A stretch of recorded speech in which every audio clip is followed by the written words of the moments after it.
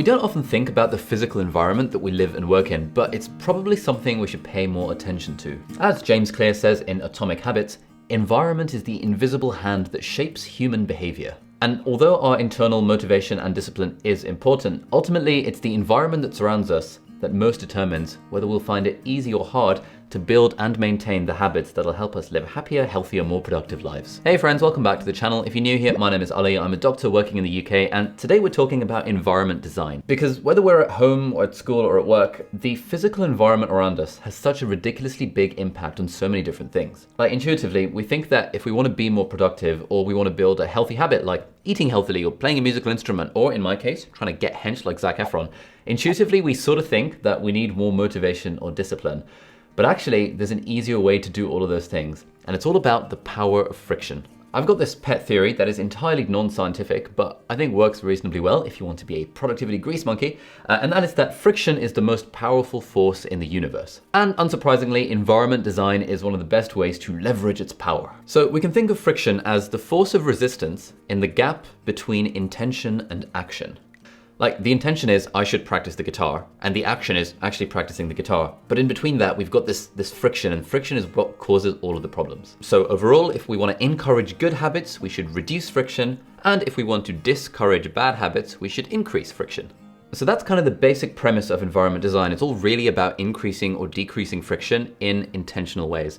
And for me, the biggest way that I've done that in my life is sleep. So back in the day, I used to make the terrible mistake of taking my phone into bed with me. Like, I would lie awake for hours staring at the screen, browsing Instagram or watching random YouTube videos, or once in a blue moon, maybe even replying to a message on Tinder. But then, once I discovered some of this environment design stuff by reading Atomic Habits and by reading Matthew Walker's Why We Sleep, which is a very good book, I decided to start putting my phone across the room from me so that I physically couldn't reach it. And then suddenly, like magic, I started sleeping better because, I wasn't wasting time on my phone before bed, and I didn't have this kind of blue light screen glaring up at my eyes. These days, when I sleep, the only thing I have next to me is my Kindle Paperwhite on the bedside table, and I have the brightness turned down to like 1%. I've also organized my iPhone around this principle of friction.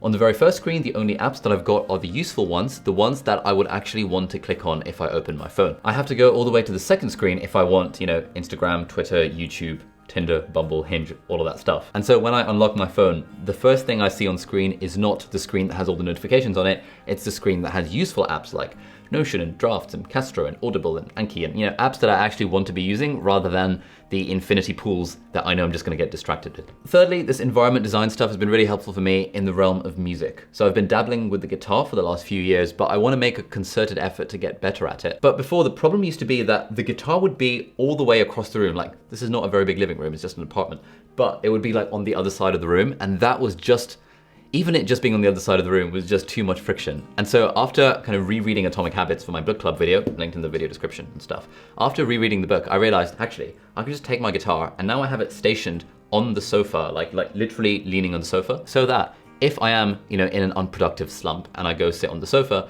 instead of taking out my phone and then browsing Twitter or doing something like that, it's just as easy for me to pick up the guitar and start doing a little bit of practice. So just that slight reduction of friction by moving the default position of the guitar has meant that I practice guitar for like half an hour a day for the last few weeks, ever since I started doing that. And it was just that one small change that made the difference. Alternatively, if I do end up in a slump on the sofa, one of the apps I have on my phone is something that helps me get out of that slump, and that is Brilliant, who are kindly sponsoring this video. If you haven't heard, Brilliant is a fantastic platform for maths, science, and computer science courses, and they've got tons and tons of these across loads of different subjects, which are all very interactive. So it's not like you're just sort of like watching a video kind of like this one. It's like you're actually interacting with the stuff, you're getting problems along the way.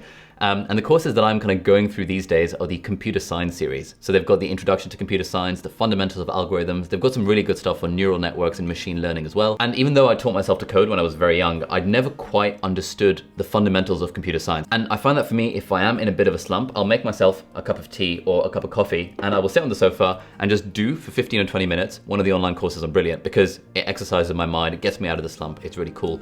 If you'd like to continue lifelong learning and sign up to these online courses, check out brilliant.org/Ali, and the first 200 people to visit that link will get 20% off the annual premium subscription. So yeah, when we internalize this idea that friction is the most powerful force in the universe, we can then use it to our advantage to build good habits and break bad ones. And that is what this book by James Clear, Atomic Habits, is all about. You should read it. If you can't be bothered to read it, then check out the video linked over here, which is my book club summary and discussion of the highlights from this book.